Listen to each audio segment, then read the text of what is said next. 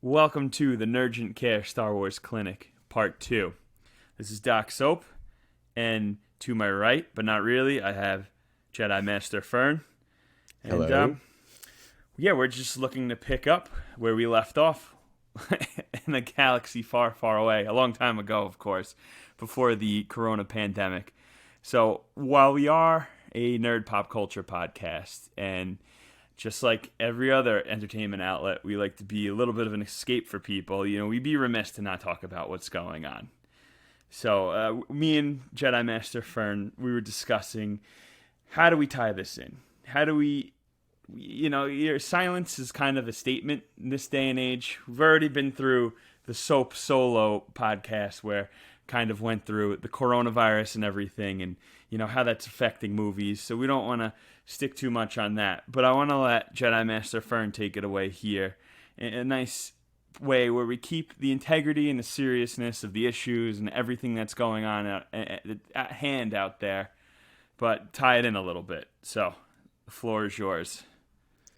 It's just that, we need to remember that we're all one big family, we're all in it together, and we need to look out for the people that are, treated unjustly right now. It's kind of like in Star Wars, you have the Empire and you have the Rebels, and the Rebels are a bunch of people that are just, a ragtag bunch of people that are from different parts of the galaxy, from different species and all that coming together to go against these people that want to just be the same and hate. And it's really just about the good versus the dark side and the hate. And we just got to make sure that we, keep that spirit of that, the light side and the good side type of thing. So what you're saying is we want to lead up to the final scene of Rise of Skywalker.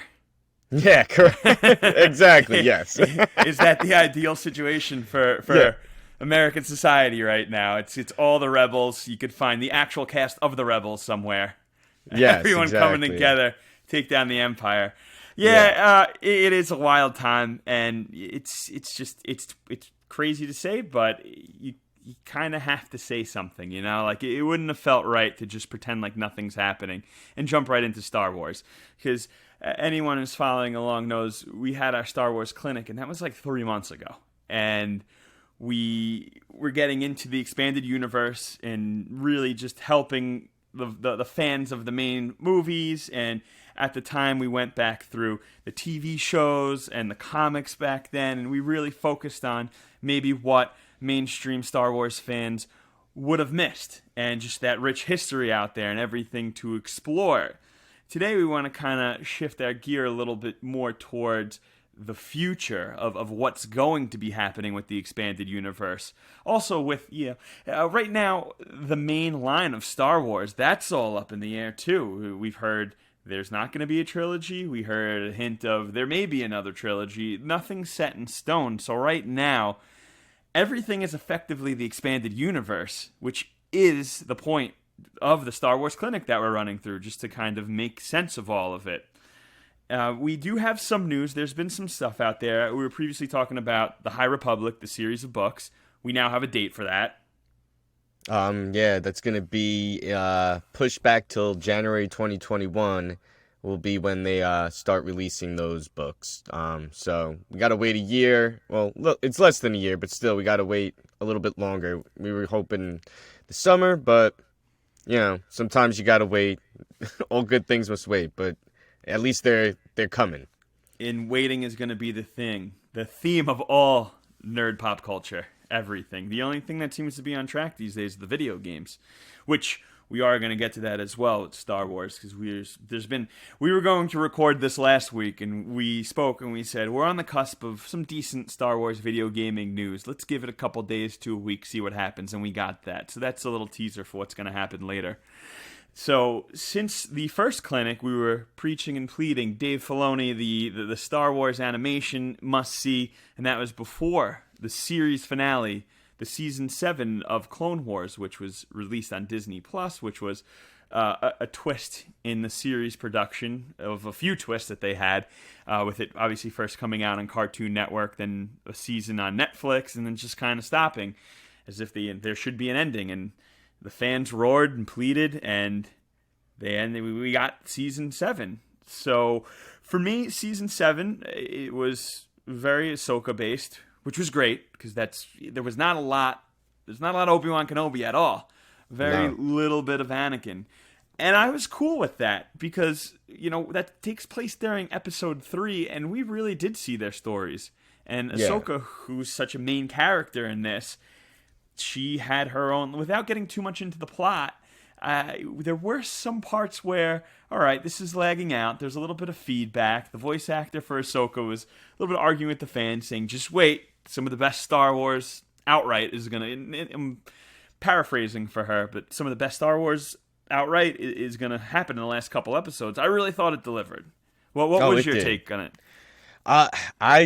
I really loved the last season was good. I mean, there's like Clone Wars as always it has been. There's some episodes where it's just filling in little gaps here and there. So, the Ahsoka side story when she went down into the belly of Coruscant. Yeah, it was a little slow, but it was kind of showing her building her faith back, not into like the Jedi, but maybe just knowing that using the Force for good and not necessarily just thinking the Jedi are all bad. They set her up perfectly to join the rebellion, which we obviously know happens in Rebels.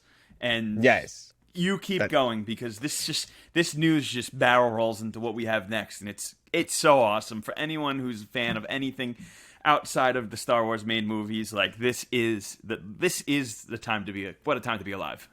Yes.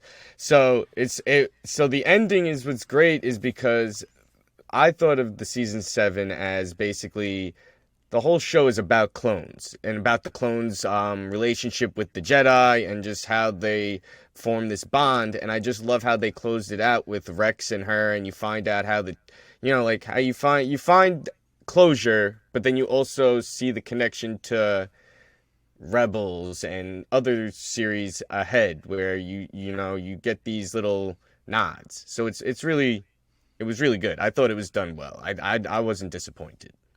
It was interesting. It was interesting to see because Ahsoka's running around out there in the underbelly of the Star Wars story, just the story as a whole, and so is Darth Maul. And just to see it all come to a head, and to get a little bit more cluing in on the Mandalorians, which, without getting too much into it, because everyone really needs to watch Clone Wars, even if you're just a fan of of episode 4 through 6, you got to watch Clone Wars. So this does a barrel roll right into some amazing, amazing casting news. Our worlds are colliding.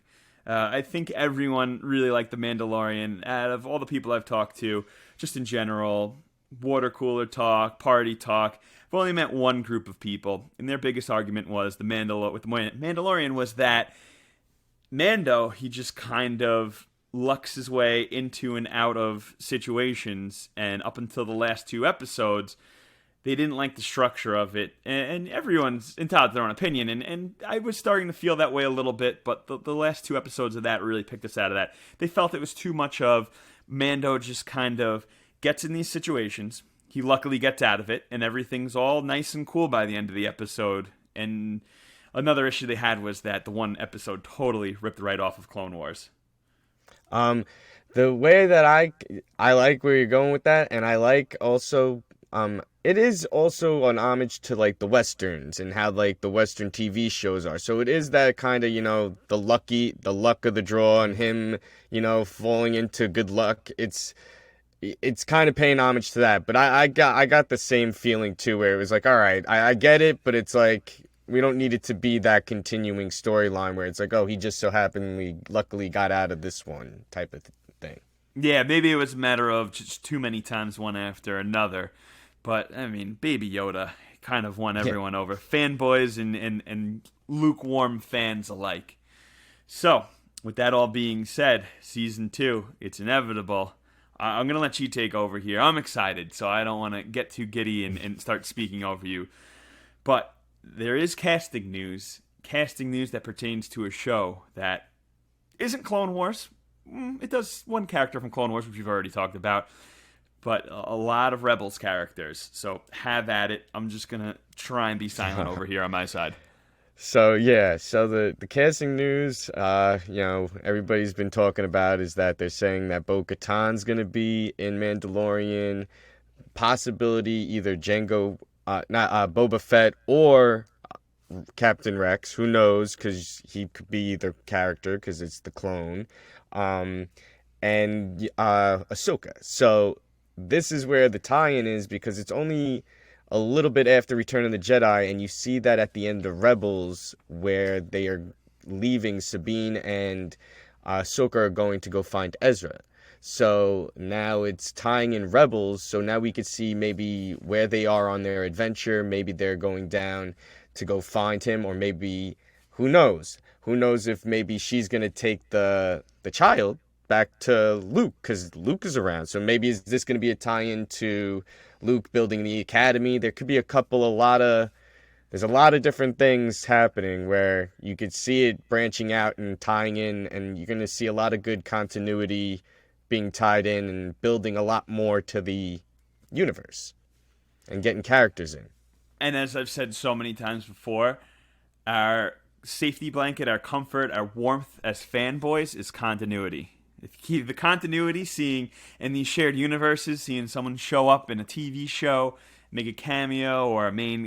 Ahsoka is that thread. She's the thread. She's just weaving it together, and it's just amazing to see a character like that because you're so used to growing up and you see Luke Skywalker, Han Solo, someone portrayed by Harrison Ford, an A-list actor, and he's not gonna loan his voice to if there was an opportunity or anything like that. You wouldn't hear him doing a Saturday morning cartoon or anything like that. That's all continuity. Now, this day and age, just seeing a character get brought up through what I dismissed as a kid's show, which ended up being a great show, which parlayed into Rebels, and it's just for that all to tie in, and now to see her, and the rumors have it, Rosario Dawson, it hasn't been squashed yet.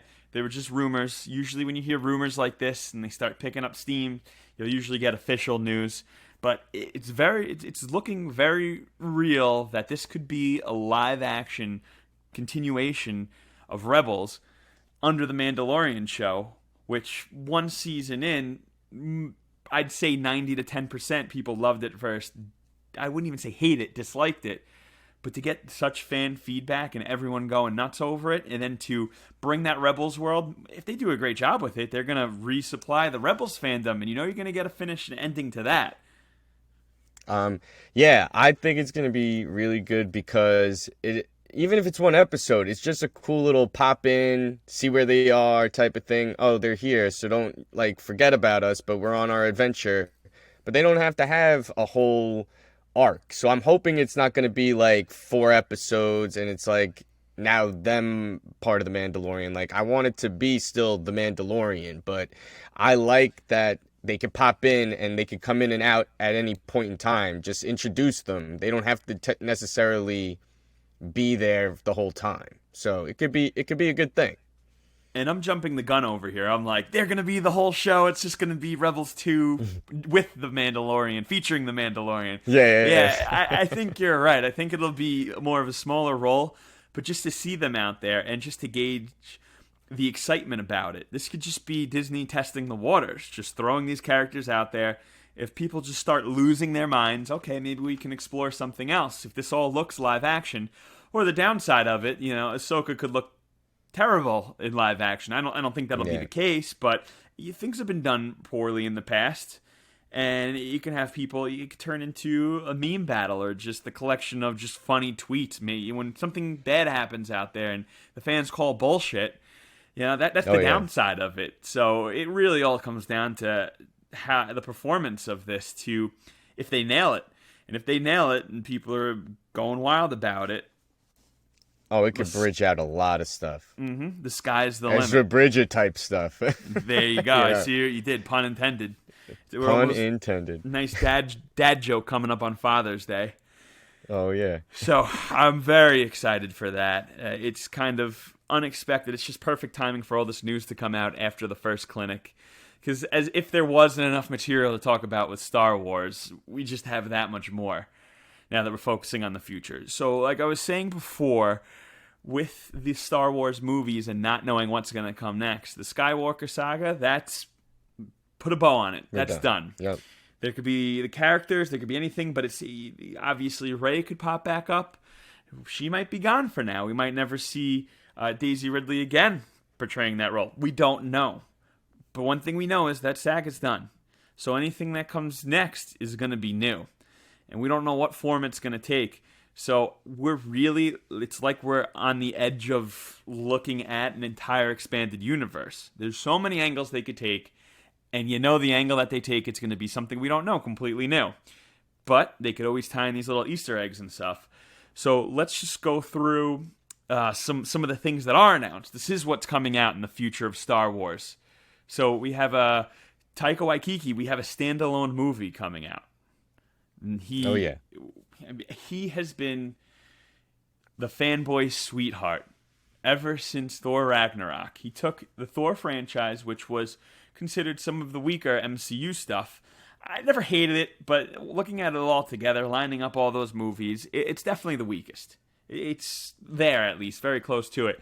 And then to have that and take the character of Thor in Ragnarok and I remember I actually was in the movie theater with Parrot, and we were belly laughing. We walked out just, wow. Like, we took a shot. We went to go see this movie. They changed the whole art direction. That's all we knew before we went to go see it. And a relatively new director.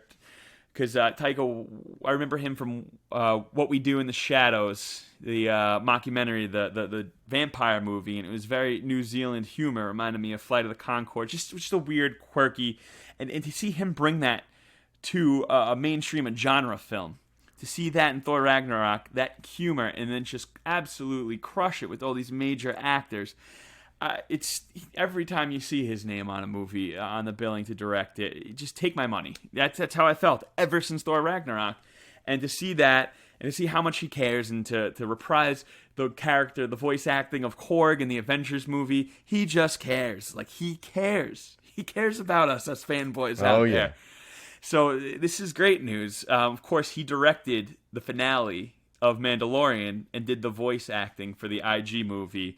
So this can go anywhere, but you know it's going to have that New Zealand, that sense of humor, that Taika, that charm.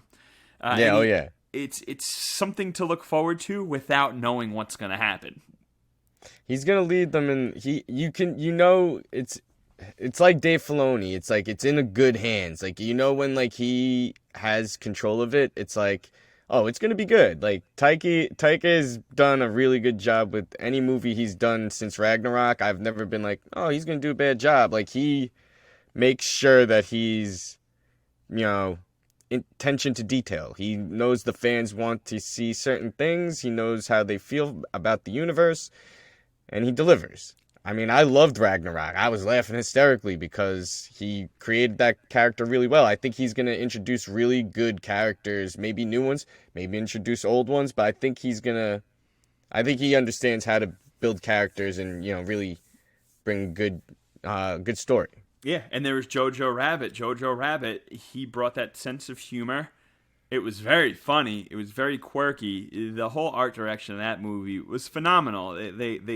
I really enjoyed it. That was one of those movies I was so excited to see. I sat down with my wife and my father, my stepmom. I got the whole family together, and I really want to see this movie.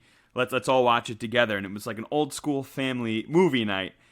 And it was funny. It was creative, but it was a very serious subject matter. It was World War II. You know going in, and they accomplished it. You're going to want to cry your eyes out at times, but at the same time, just to deal with such heavy material and still execute it in a way that's lighthearted. To get a laughter out of it, yeah. Yeah, and one of our things that we always go through with the later Star Wars movie is movies have evolved, storytelling's evolved. It's not what it used to be. Things shouldn't be good versus evil. There could be corners, there could be gray areas, and at the same time, we don't like our source material, our material to be too dark.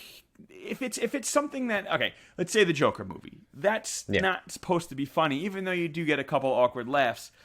But then when you take a movie like the Justice League, and you deliver it in a way that's just it's all doom and gloom. And then when someone tries to crack a joke and it just lands flat, like it Yeah. just doesn't feel right. I trust Taika with movies in situations where, yes, there can be a serious storyline. Yes, there's a lot on the stakes. A lot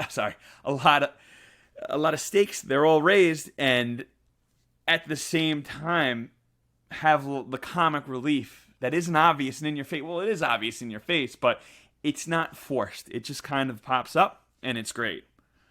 Yeah, it's like almost like he knows how to gauge emotions. I like when I watch movies if it can get that, range of emotion where you can laugh but also it's serious, or even you have anxiety watching certain things. Like to bring up Rebels, there's a whole story arc in Rebels, like late in, I think it's in the last season, and it was the first time watching an animated series, and I actually had anxiety watching it, like, oh my god, what's gonna happen next type of thing. But it still had that little jokes in between the characters, because you kind of, as long as you build the characters right, and then you feel that joking, because then you relate, because oh, that's something that we would say in this serious moment, like just to, like, bring levity to the situation type of thing. Yeah. Oh, it's so, so true. So, also, we have in production a Disney Plus series based around Cassian Andor. So, Rogue One, I'm on record. That's my favorite Star Wars movie. And it's not just because it's standalone, but I love that you go in the just the sense of such a complete story. Yes, it ties right into New Hope, and the end is literally a bridge to A New Hope. But you see these characters, here's their story. You get the beginning, you get the middle, you get the end. There's no catch the finale in 2 years from now. There's just something to be said about it where, just like I was saying, there's a lot on the line. And you know what's going to happen in the end. And if you dismiss the movie going in, that I know what's going to happen, I know I get the idea. No, just that story and those characters and how much we cared about them. And the biggest point of Rogue One that made me love it, which also led into the bright side, the good, the few positives of The Last Jedi, is that we're getting into that gray area where okay, the rebels aren't just straight up good guys. We're do-gooders. We're going to fight the bad guys. The first scene shows him assassinating a informant. This is the rebellion. It's got to be gritty. So with that, he wasn't necessarily one of my favorite characters, but I do respect the character himself. And to see that guy who's not just so much a bounty hunter, but he's fighting the quote-unquote good fight by any means necessary. He's getting his hands dirty. He's going to straight up kill. He's doing what needs to be done, but that's his character arc. So it's going to be very interesting to see how it takes place in a TV show. Yeah, it is. I think also it's also going to bring in, make the Rebel Alliance not seem so goody-goody, like, so shiny. And no, they have rough areas. I feel like you get to see that, oh, sometimes they had to get a little dirty to get what they needed to get done. And also you're going to get a little bit more K2SO. Who doesn't want more of that? That was, he was another great droid. I feel like they do droids really well in Star Wars. I don't think they've never not hit the mark with it.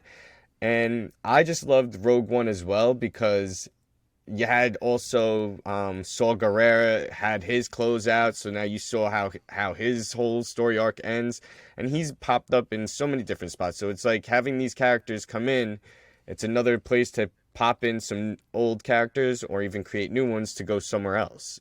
You never know, because the universe is so large. Yeah, that was my introduction to Saw Gerrera. And to see... Oh, wow. Yeah, that I actually saw the beginning first. I'm sorry. The I ending saw first. the ending first is what I meant. Yeah. to see him go out, and then to see him there, and then the next time I saw him, and we'll jump into the video games and stuff, because he is very prevalent in that. But to see the ending first, and then to meet him in Clone Wars where he starts, and it's just, so much of the connective tissue of this works through so many characters, and I love it.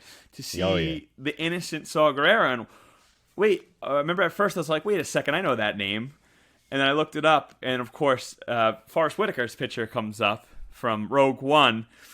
And how does this guy end up like that? I know the beginning and the end, what's going to happen in the middle, and seeing the tragedy that he deals with. And it's, he's part of the rebellion, and he's that character's great. The grayest area of the light side of oh yeah.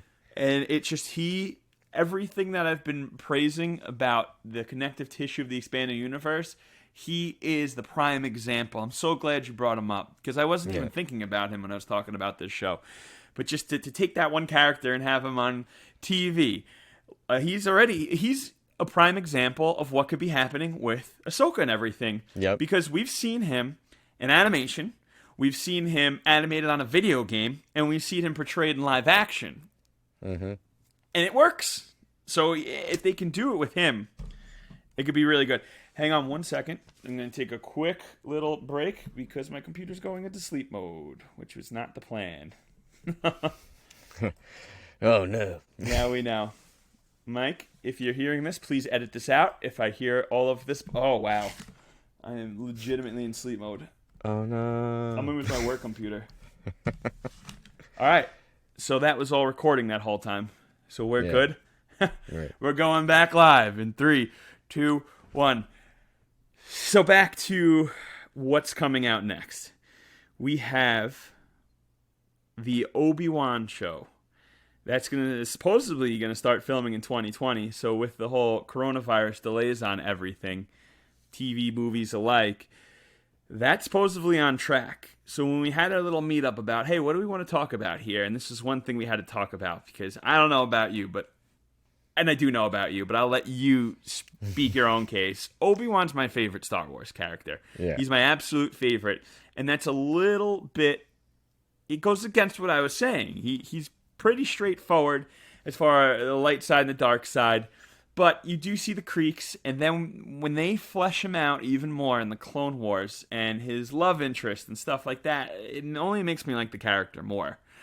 So Obi-Wan is supposed to be filming in 2020. It's going to be a Disney Plus series. Ewan McGregor, that's the huge news. Deborah Chow, that's who's going to be doing it. And Leslie Headland, so she was one of the showrunners of Russian Doll, the Netflix show. But this could take place anywhere. This could deal with so much. It could do some of the fallout of the Clone Wars. I want to hear the reason. I want to pick your brains on this, because this could go in so many directions. Depending on how far into it goes, because what's great is if you read the Star Wars, Marvel Star Wars comics that they just finished, the 70-issue run, within that they have the journals of Obi-Wan Kenobi. So there's like excerpts, and you see basically what he's doing on Tatooine the whole time, and it's just journal entries of him protecting Luke and just like watching over him and what he had to do while he was on Tatooine.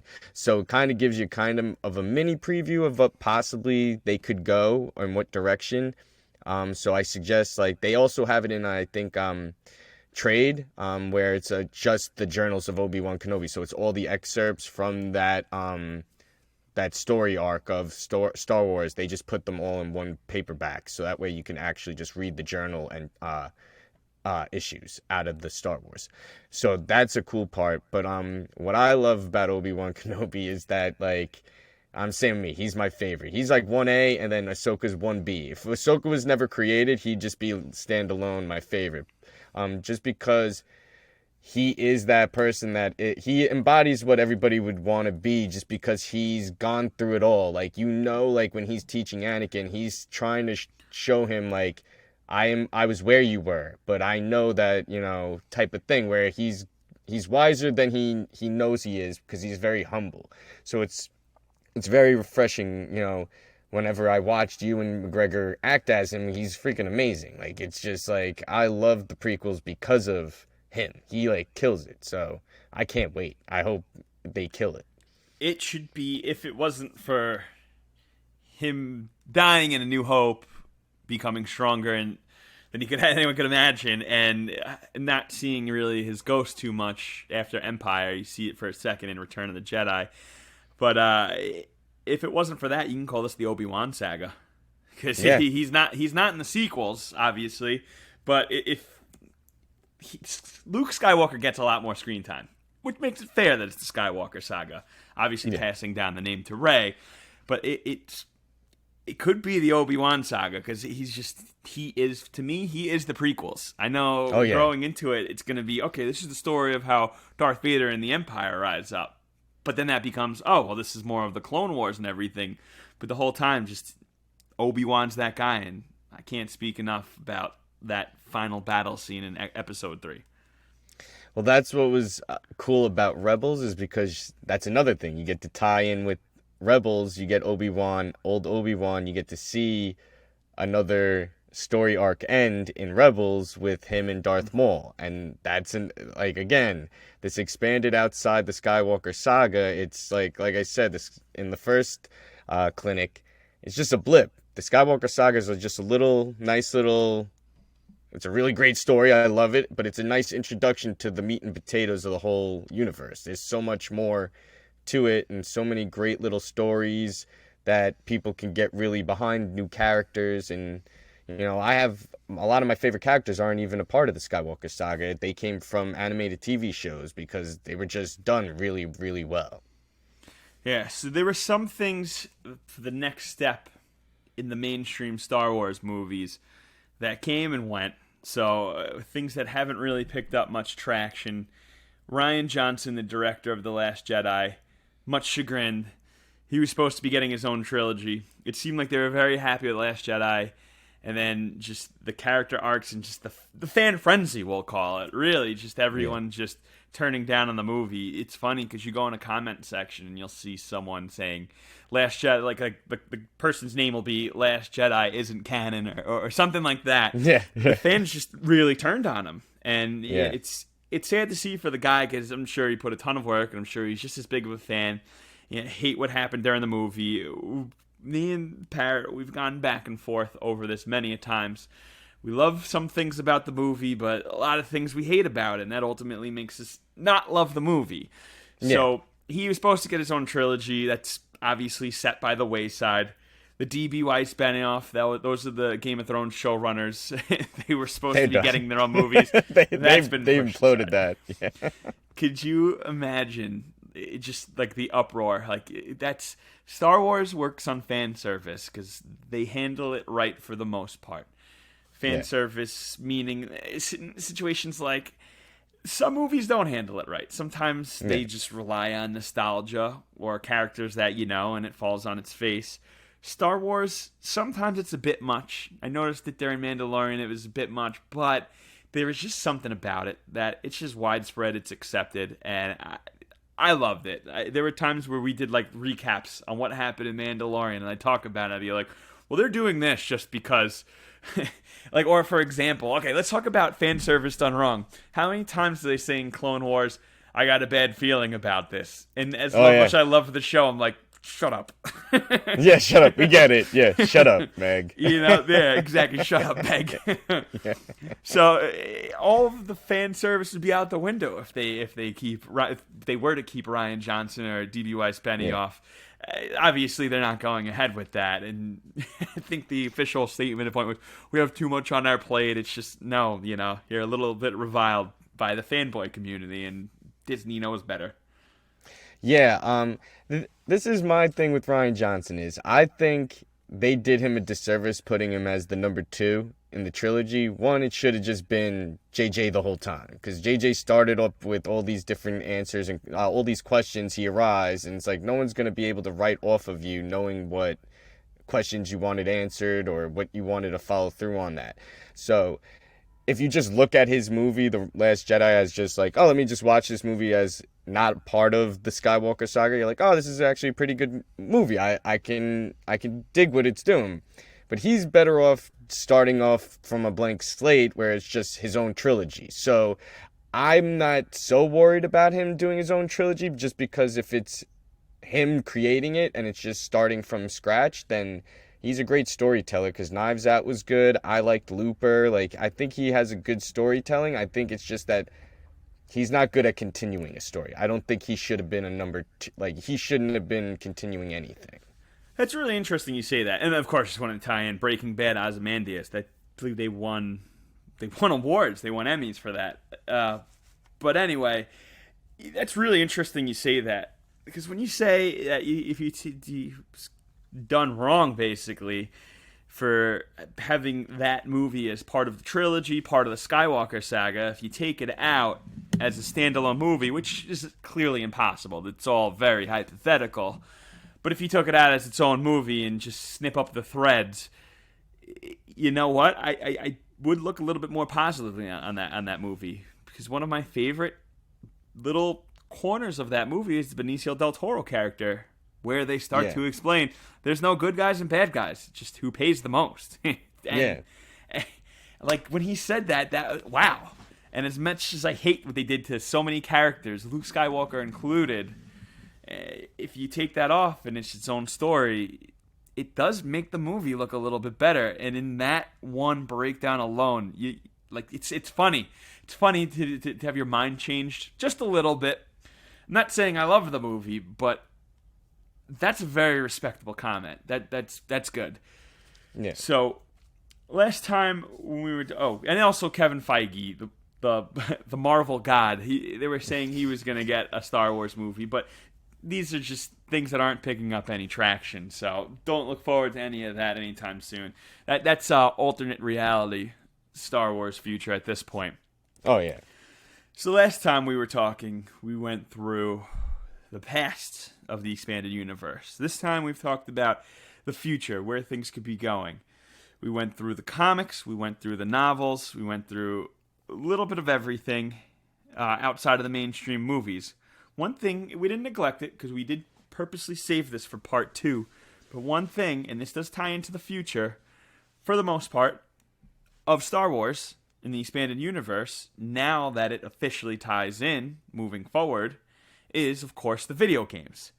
So let's just take a step back for a second. I know we were focusing on the future. Let's look a little bit at the past. Let's talk about a little bit some of the stuff that is no longer continuity, but the things that Star Wars has always had a rich video gaming history. I mean, now they sell the one-up arcade booths of the original games with the not even polygonal. I don't even know. See, this is what I need Parrot for. The lines, the I know what lines. you're saying. What's the official lines. term for that? But they it's sell, like polygonal. It's something like that. Yeah. Polygonal. He's gonna get mad at this. He's not gonna be happy that we don't know that. you idiots! It was dot matrix. No, dot matrix was the Game Boy style. So it's just Star Wars has always had a very rich video game history, and that was before our time. But even just growing up, I never really played the NES, but the Super Nintendo games, the Super Star Wars, Super Empire Strikes Back, they called New Hope, I think, just Star Wars, and then Super Return of the Jedi on Super Nintendo. Phenomenal games. Yeah, I that had was all good. 3. Yeah, Super Return of the Jedi was good. Yeah, all insanely impossible to play, and it wouldn't even. It's just like the old games back then. Okay, you see one scene in the movie, now I'm gonna kill a million creatures leading up to that scene in the video game. They're great. And then we had Rogue Squadron, and I'm not bringing everything in particular order. I mean, there was a fighting game, Masters of Terracasa. I played that a couple times on PlayStation. It was an awful game. You play it. One of the characters was a sand person named Hor. Right. His name was his name was Hor, Hoar. So it's just nice. It's not all hits. There's a lot of misses out there too. Well, I mean, they have the holiday special. I mean. No, the holiday special. The Ewok holiday. Oh yeah, very true. And this is where it starts getting a little fascinating, because all right, this is not part of continuity, but there are hints out there. This could eventually be worked into continuity. But Shadows of the Empire, Nintendo 64. I don't know anyone who ever hated that game. I don't know how much it holds up today, but Dash Rendar. Oh, Dash Rendar. I had the toys. Parrot loves himself some Dash Rendar. Oh, who doesn't? Yeah, anyone out there who doesn't know what we're talking about or is a little bit younger, just look up Dash Rendar. Because it was, so for me growing up, I was so confused by it, but I was so intrigued. I actually had the Dark Horse comic books. I had the toys. I never actually, so it's weird growing up when you're younger. You don't, the smart thing would have been to just save up and buy the game or ask for it for a holiday, but instead I would just play it at friend's house and then own every other piece of it. I mean, by the time I had the comics and the toys, and I had a spaceship, I had Dash Rendar, I had the black, what's the there was a droid with a blaster. I don't even remember. The droid with the blaster. Yeah, He had the blaster on his shoulder. And there was the green guy was the main bad guy. I don't even remember his name at this point. We should have did a Google search on this. But I burnt it all away. It's gone. It was like an alternative Return of the Jedi. It was kind of like Ahsoka before a time where there's a character out there, back when this was continuity, now it's sadly wiped away, one of the casualties of the Disney acquisition. But it's, Ahsoka's out there. You don't really see her in the movies. She's not brought up in any of the sequels or anything. You don't see her in Return of the Jedi, but they're out there. They're out there in a corner of the universe.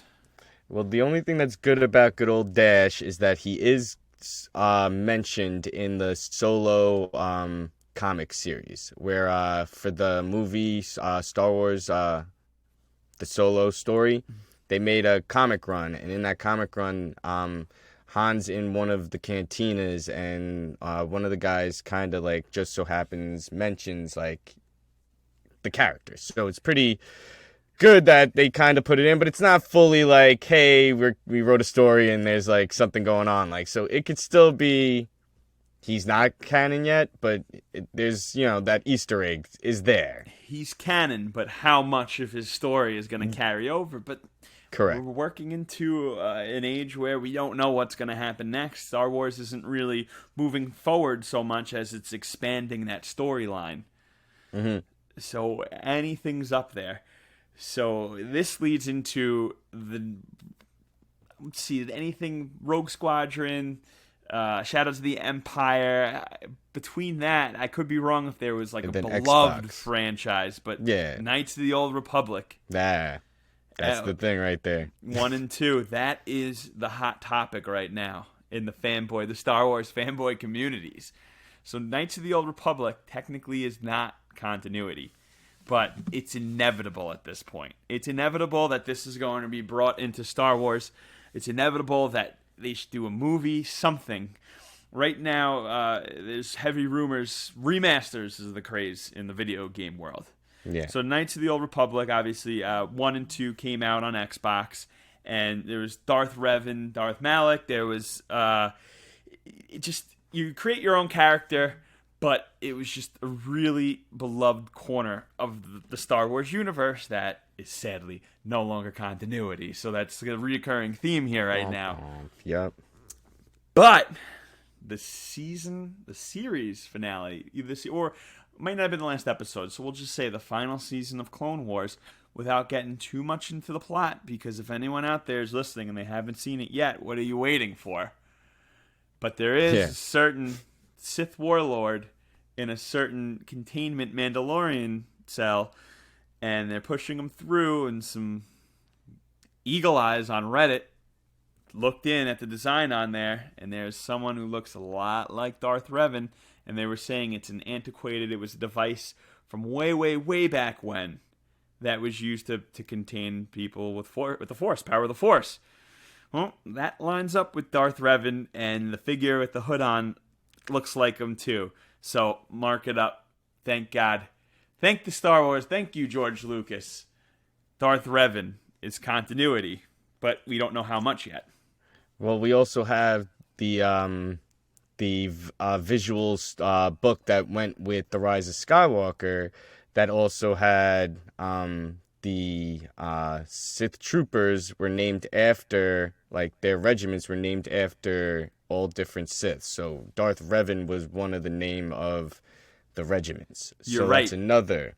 The 3rd Revan Legion. You're so right.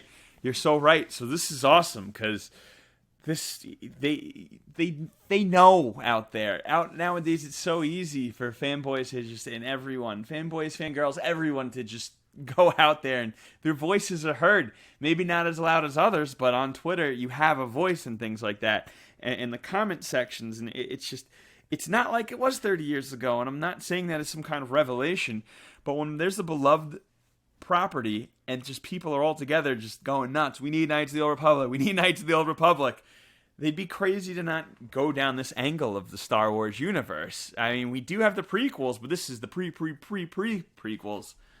It'd be exciting to see.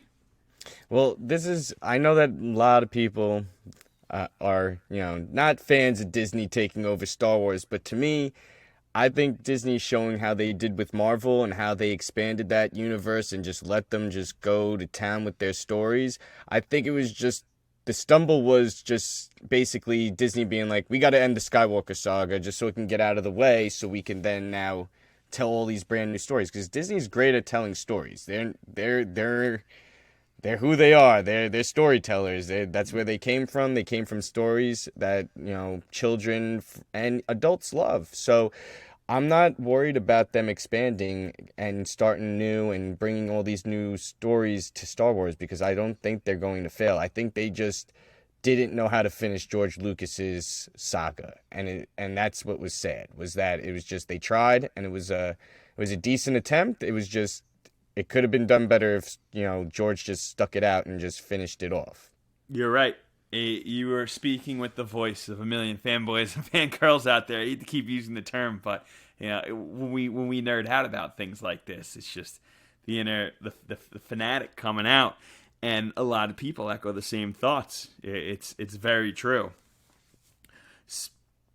And then just to touch base with KOTOR, and Disney, I feel like Disney just wanted to tighten everything up. So it's not like they don't hear you, because they brought Thrawn back from the Legends and made him one of the best villains in Rebels. So, I think it's just they want to have full control of the stories and how to bring them in so it could tie into the bigger story and structure, and not just have it all over the place and, everybody just telling their own little version of the story, where at least this will be more, in the Disney realm, where they know what they're doing and they know how to build upon it. So I think it's going to come. It's just they just want to just get the ball rolling, I think. I think it's one of those type of, just once the ball starts rolling and then the fans are starting to, get into it, I think you'll see it come. Exactly. We love our continuity and we hate our loose ends. Mm-hmm. So earlier this year, EA came out with Fallen Order. You've played it, I've played it. It's a solid game. EA had their own issue with Star Wars, and they've kind of turned the page on it because Star Wars fans hated them. They hated them because Battlefront 2 and the pay-to-win DLC, not even the pay-to-win, but just to get a game and have an impossible amount of DLC, to the point where you're never going to have all the characters. I'll never forget, someone on Reddit did the work and said, you need to play the game this long, but I don't even want to pretend, but it was an ungodly amount of time, and that's what you have to play through to unlock the game. No one's going to put 400 hours into a Star Wars game. Not anything bad about a Star Wars game, but I was going to put 400 hours in anything except for someone who's addicted to an MMORPG. So that was a whole big issue with EA, and then EA did the right thing. They made it free, and they pumped out for years DLC for that game for free. So the reason this is important for the Fallen Order is the fans were originally mad. They wanted EA to lose the Star Wars licensing, but EA came out with the Fallen Order, and it's a story that takes place in between Return of the Jedi. After Episode 3, before Episode 4. So after. Yep, right it's before New Hope. After Order 66, yeah. Exactly, and it ties in, and it is that connective tissue. And the biggest, most important thing about this is now we're in Disney, EA, Star Wars territory. So some people look at it and they say, we went from Lucasfilm to now we just have the monopolized corporate. They're taking over. Whatever, as long as we get good material out of this and the continuity is all sound. Because the continuity is sound here. Saw Gerrera plays a big role in this, and you really line it up. It's not long before his death in Rogue One. Oh yeah, yep. But it's to see the older Saw Gerrera, the ruthless Saw Gerrera, not the young, naive, pre-war-torn version from the Clone Wars. But it's just exciting because this is important, because now this was under EA and under Disney. This is the first game that came out, and they said, this is continuity. This is happening. So that opens the door for all the future games coming out. And you were a fan of Fallen Order. I thought it was a very solid game. Yeah, it was definitely fun, and I enjoyed the story just because you saw him battling. You got to battle the dark and the light and see, like, also one of my favorite parts of the whole game was you got to see Order 60. You got to play through Order 66, so you got to see through his lens what happened and see what happened to his master, and you just see. Just to be playing that out, it was heart-wrenching because you know what's going on during that moment you're playing. You're like, oh, wow, this is the end of Revenge of the Sith right now, and, like, all these other Jedi are getting killed off, and it's just, like, you felt the gravity of the situation of what was going on, and it was just done really well. And just even the storyline of even tying in Vader and just tying in all these other, you know, not Mandalore, where Darth Maul's from, Dathomir, and you go there, and you just, and that, you know, like, it's just these other planets, and you just know, like, well, if they have a second one, they can go to so many other planets, and you're going to see even more different, you know, characters, and maybe even see characters from different places, even the animated characters now showing up in the video game. You never know. Saw Gerrera proved you could see them animated in a cartoon through multiple stages of their life, see them portrayed in live action, and animated in a video game. So that's what I was hinting before. I didn't want to jump too far ahead, but that is proof that it is doable. So that's all well and good. And EA still has the rights, and I am reluctantly excited for the future. Reluctantly, yes. Knowing that what they've done in the past, but knowing they're smart enough to not, they can't go back to the sins. They can't fall back in the same sins of the past. So there's also a lot of other releases on games, nothing continuity based, and there's a big remaster world. This is big Jedi Academy, Outcast, Episode 1 Pod Racing, all solid. But now, this week, we were waiting on something to come out, and what was announced this week, I know you were the one, you saw the leak, and we were waiting for the official announcement for the trailer. Now we not only have a trailer, but we have tidbits on the game. So what is the next venture into Star Wars gaming? Oh, it's going to be Squadrons, and it looks really good. It seems like it's going to be like an Ace Squadron, like Ace Combats type of thing, but in the Star Wars vein. I think you're going to be in a squadron with a bunch of your friends, but I don't know how the gameplay is, but they showed cutscenes of what the graphics are going to be, and it looks like it's going to be like space battles, like really done well. Like, hopefully you'll see that you can blow up battle stations and things where the environment's a little bit more, because in Battlefront 2 you do have space battles, but they're not like it's very basic cookie cutter. It's not like it wasn't anything too advanced, which I'm hoping this will be much more in-depth type of flying. I was actually going to ask you about that. I was going to say, are you worried a little bit that Battlefront has the Star Wars, the epic space battles? Although you're right, they could be a lot more immersive. They weren't very immersive. I wouldn't say cookie cutter, but they were a little bit basic. Basic. Yeah, maybe not cookie cutter, yeah. Yeah, a step after that, we'll say. But, yeah, when I first saw this, my first thought was, all right, hopefully it's a lot more advanced than Battlefront 1 and 2, because we don't want to see something that it's not so much a retread, but just a little bit more advanced.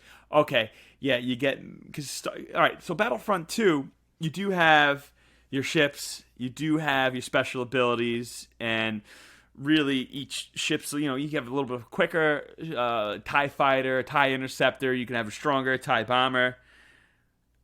I hope they surprise me a little bit more on this, and it's like, wow, like these are genius ideas. Not genius so much, we're not setting the bar that high, but these are just really great ideas to make this more immersive. It did seem to be a lot more character driven, seemed like all original characters. There's even a guy who what's the name of the main squad? I forgot what creature he is. He's the guy with the almost Australian accent from Rebels. Oh, yeah. He's like Zeb from Rebels. Yeah, yes, yeah. It looked like someone from his species or close to it. Was in the Rebel Alliance, yeah. Yeah. So that's exciting. The character-driven is always a plus. The one funny thing, the one character for the Imperial, when he takes off his helmet, doesn't he look like Steve Harrington from Stranger Things? Like, yes. When he took off his helmet, I was like, oh, wait, that looks like Steve Harrington. Imagine he's voiced by him. Oh, that'd be great. Just doing like the smug Imperial. Oh yeah, he'd be perfect. I mean, the first season of Stranger Things, if that's that character, it's pretty. It'd be pretty Oh, good. if you called that out, Oh, that'd be great. Parrot owes you dinner. Oh, that's great. Yeah, so I'm excited for it. It looks cool. We don't know too much yet. We just saw the trailer. We just got the official release information outside of all the leaks. So that's going to be coming out in fall 2020. So right around the corner. And The I'm looking forward to it. one thing I could hope for is that maybe they'll add like you could pick astromechs to join. Like if you're on like the Rebel Alliance going into the X-wing, that you could pick the color astromech you have, or maybe they'll have that because it wasn't really editable in Battlefront 2. So True. hopefully this maybe you can edit your ships, and your ship can have a little bit more different features where when you're flying it's like, oh, that's your ship. Oh, I know it, like, because just by the design. I mean, granted it's going to be an X-wing or a Y-wing or an A-wing, but maybe the colors and different color schemes, they could do that even with your outfit, because they do that for Call of Duty where you could change your outfits and stuff, so you never know. Yeah, then everything multiplayer. So you're telling me I can have a My Little Pony TIE Interceptor flying around? I mean, who knows, right? You Sign never me up. know. And one thing they did also release about it is there's going to be multiplayer. It's geared mostly towards 5-on-5 space battles. So that's the little tidbit they gave. So that's as far as we know. Sadly, a lot of the news in the video game world is you can see a lot of games that never made it, or concept art, or games that were supposed to come out and have been axed. So as tumultuous as the movie world can be, and things that were, oh, there's this guy was going to have a trilogy, this guy was going to get a movie, you get a movie, you get a movie, not going to happen. That happens even more so in the video game world. It's Yeah, just it's very sad. nature of the business. So pour a drink out for that, because those are a lot of. We're not even going to dive into them because it's a lot of things that we're never going to see the light of day. So let's turn our tides a little bit. So this is going to be a big Jedi Master Fern spot, because right now we're also at a point where there's not a lot of comic runs going on with Star Wars. So there were 4 that you mentioned, and some exciting parts about it and where it's headed. So just let's shift gears there a little bit. Break down a little bit for me some of the comic runs going on. So there's right now 3 comic runs that are continuing from uh, their previous runs. So now they're starting at issue 1 again, but now it's taking place for the Star Wars series. Dr. Aphra and Darth Vader are all now starting at issue 1 again, but now it's taking place after Empire Strikes Back. So their first run was after A New Hope. So it was in between A New Hope and Empire Strikes Back. So now these new runs are taking place after Empire Strikes Back. They added a new series called Bounty Hunters, which features Bylert Valance, Boba Fett, and Bosk. And that also takes place after The Empire Strikes Back, and which is a little tie into a book called Certain Point of View, to tie in Boba Fett. Paul Dini, who we know is the great Paul Dini with Batman, Love he them. did a chapter on Boba Fett, and he leaves a little Easter egg about disintegrations, and you kind of find out why Darth Vader is pissed off about disintegrations. So I don't want to delve into it, but go and get that book because it's really good. Because it's all these short little chapters written by a bunch of different great authors in the comic realm and also novel realm. So it's a really good book, and it's really short chapters and short stories of like different characters. But the comics are top notch. I enjoyed every run. And like I said, the Star Wars run is like one of my favorite ones, and Darth Vader. But like I said, you guys should definitely dive into them because they're definitely done. That's so cool to me. That's so cool. For someone who hasn't been keeping up with the comics, it's so cool to see you have such a little meaningless, at the time, scene in Empire Strikes Back where Darth Vader says no disintegrations and referring to them capturing. Well, we're going after Luke when they end up capturing Han Solo. And now you have a comic series, or at least a chapter, diving into that. and expanding Yeah. and why. So I need to read it. I'm not going to jump into it. I don't want to hear too much in the plot. But I mean, this is it. This Star Wars, even though we don't know what comes next. I think so. Considering that I wasn't in love with how the sequels ended, considering that we know that the company Disney who handled that is going to be handling the future, but also seeing them bringing all of this rich history of the expanded universe to life and the connective tissue weaving in just seamlessly. I'm excited for the future. I'm excited to see what comes next. I mean, we could predict for days. We could make our 100 predictions on where Star Wars could go next, and just start coming up with stuff. Jar Jar comes back from the dead. We would never guess it because it's just it can go anywhere. Such a huge universe. I'm very optimistic only because of, like I said, if you take anything that's not Skywalker Saga related, like the original, like the sequel trilogy, and you just go by face value of what Disney did after they acquired Star Wars, I feel like they're hitting well above average. I think they're doing really well. They had a couple stumbles of getting the news out for Solo. Like I really enjoyed Solo. People, didn't really like it, but I think partially backlash from just The Last Jedi, and then just poor advertising and just putting it out, too early. But like I said, they've done a really good job with the animated series, and Mandalorian was, a home run. So I'm not too concerned. I'm hopefully optimistic, and that's what all about Star Wars is, hope. So, I mean, you can only have that, right? Wow. What a way to end it. I couldn't have said it better myself. All right. So, this was the official Nerds and Care Star Wars Clinic, Part 2.